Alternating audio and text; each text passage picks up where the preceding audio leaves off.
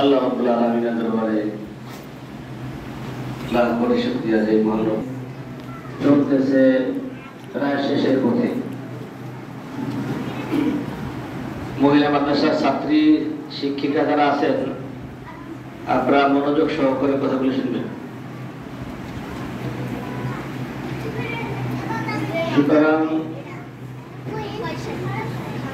প্রতিষ্ঠান, শিক্ষা জীবন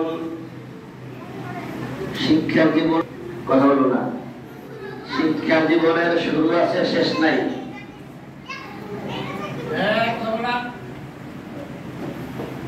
প্রবাদ বাক্য আছে যে সুদূর চীন দেশে গিয়ে হলে তোমরা সেখানে শিক্ষা অর্জন করো। মানুষ যখন মায়ের পেট থেকে জন্মগ্রহণ করে, কোন শিক্ষা কিন্তু মায়ের পেট থেকে হয়ে আসে না।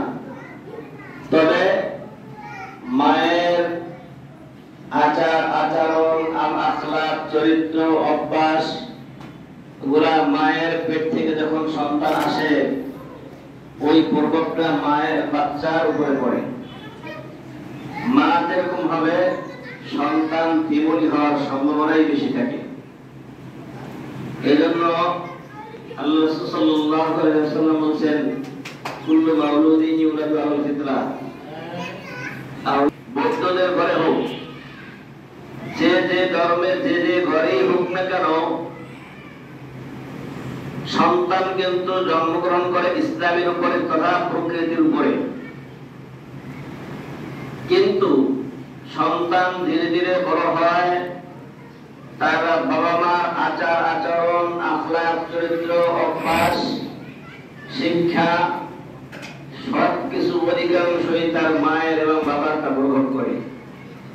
এই জন্য ওই প্রকৃতির উপরে জন্মগ্রহণ করার সন্তানরা, তার মা যদি হিন্দু থাকে, সন্তানকে হিন্দু বানিয়ে ফেলে।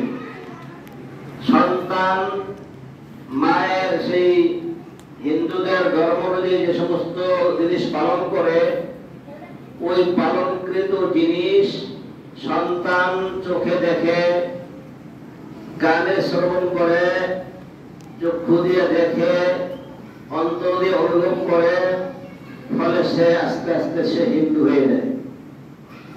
বুঝতে পারলাম?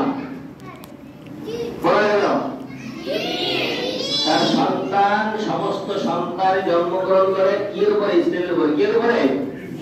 জোরে দাও, কি উপরে? কিন্তু সন্তানকে হিন্দু হোক, মুসলমান হোক, ইহুদি হোক, খ্রিস্টান হোক, বানায় কেনা? বাপ মা। কে বানায়? জোরে বলো, কে বানায়? আমার বাবা মা যদি মুসলমান হয় তাহলে আমি কি? মুসলমান। আমার বাবা মা যদি হিন্দু হয় তাহলে আমি কি হবো?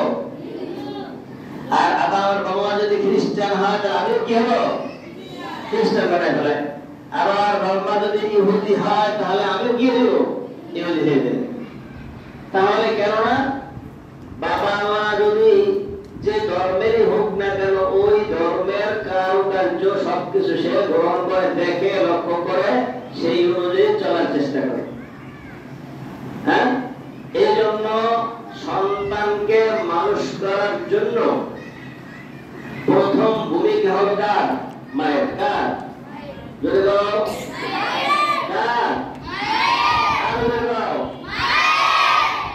সন্তান প্রথম শিক্ষককে, সন্তানের প্রথম শিক্ষক শিক্ষিকাকে? মা। বলে তো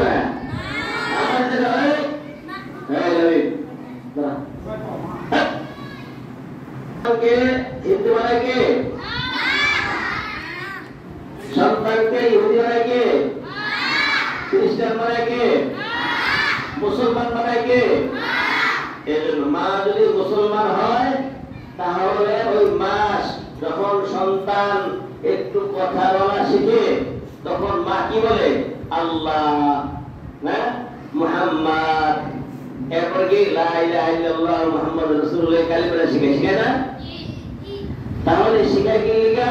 ওই মা হলো কি? মুসলমান। মাকে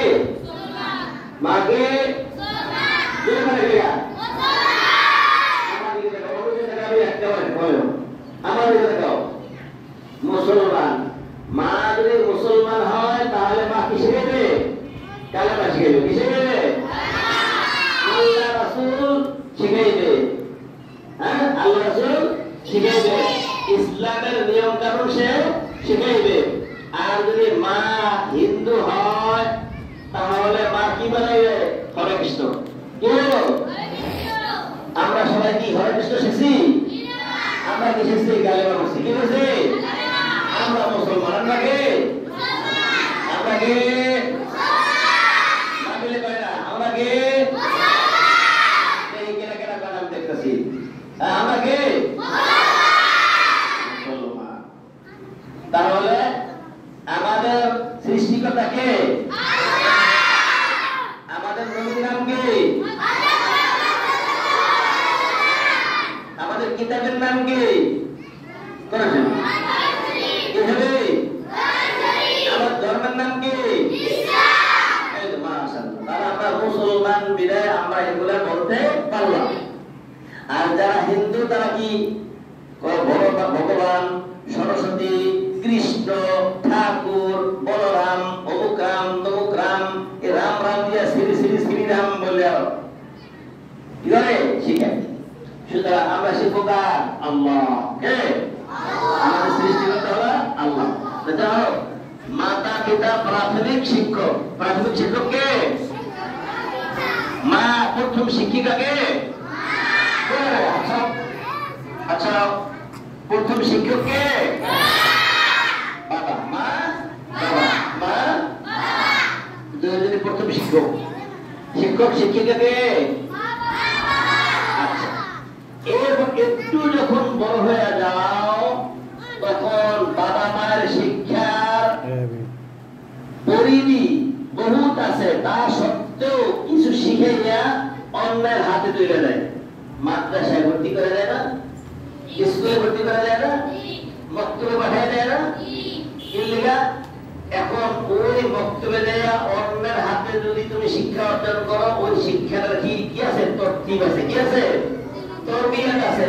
তোমাকে প্র্যাকটিক্যাল তোমাকে শিখাইবে। কি শিখাইবে? প্র্যাকটিক্যাল কি শিখাইবে? মাদ্রাসায়, মক্তবে, স্কুলে। ঠিক না? সুতরাং স্কুলের শিক্ষায় তো আলহামদুলিল্লাহ ওরকম কালেমা শিখাইবে না। ওরা শিখাইবে বাংলাদেশের নাম, বাংলাদেশে কি কি নিয়ম কানুন আছে ওই নিয়ম কানুন শিখাইব। ওনাদের আল্লাহ তাআলা খুশি হবো? রাসূল খুশি হবো? ইসলামের কোনো ফায়দা হলো? কোনো ফায়দা হয় না। তাহলে শিক্ষা জাতির মেরুদণ্ড। এটা কি শিক্ষা? দিনী শিক্ষা। কি শিক্ষা? শিক্ষায় কখনো মেরুদণ্ড হতে পারে না। কেননা স্কুলে শিখায় কি? দাঁড়াইয়া মতালো। কোন ছেলে যদি দাঁড়াইয়া মতে কোন উস্তাদ বলেনি শিক্ষক দাঁড়াই বলিসটা, হ্যাঁ তাও বলে না। তাহলে অন্ততপক্ষে মাদ্রাসাগুলিতে অন্ততপক্ষে তরবিয়তটা শেখায়। বৈশাখ প্রস্রাব করো, প্রস্রাব করে পানি নাও, প্রস্রাব করে টিস্যু নাও, বাথরুমে টিস্যু ব্যবহার করো, মেসওয়াক করো, ব্রাশ করো, টুপিটা মাথায় দাও, পাঞ্জাবি সুন্নতি লিবাস করো। এরা কি কোথায় শেখায়? তোমরা মাদ্রাসায় ভর্তি হয়েছো বছরের শুরুতে, আবার নতুনভাবে ভর্তি হয়েছো। সুতরাং মাদ্রাসার যে নিয়ম কানুন আছে এই নিয়ম কানুন আমাদের মেনে চলতে হবে না? চলতে হবে না? মাদ্রাসার লেবাস পোশাক কি? শার্ট, জিন্সের প্যান্ট, হাফ প্যান্ট, টুপি মাথায় না দিয়ে এত বড় চুল। তার কি করতে হবে? পাঞ্জাবি পাজামা লুঙ্গি। পাঞ্জাবি থাকতে হবে অথবা লুঙ্গি অথবা পাজামা। ঠিক আছে? জিন্সের প্যান্ট পরা যাবে না। যে প্যান্ট পরে তোমার দাঁড়াই কষ্টে বসে প্রস্রাব করতে পারো না, হ্যাঁ বসে প্রস্রাব করতে পারো না, ওটাকে প্যান্ট বলে না। ওটা হলো ইসলামের শত্রু পোশাক। ইসলামের শত্রু পোশাক আছে নি সবাই? অনেকেই আছে। কেউ এগুলো করবা না। এগুলো করলে বসে প্রস্রাব করা যায় না। শেষ করে প্রস্রাব করতে যায় প্যান্টে ভরে আসে। প্যান্টে বললে কি হবো? মুখের গন্ধ আছে না? মুখের গন্ধ আছে। তার হাত পা মানুষের গন্ধ পাইব। হাত পা কি হবো? মানুষের গন্ধ পাইব।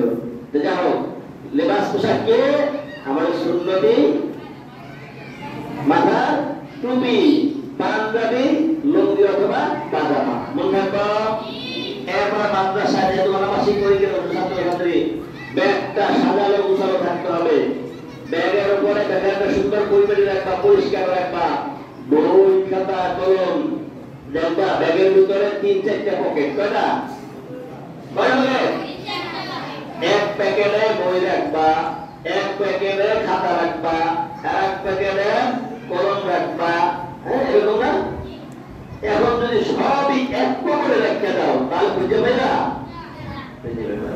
নিয়ম মধ্যে আছে না? আবার যখন মাদ্রাসায় আসো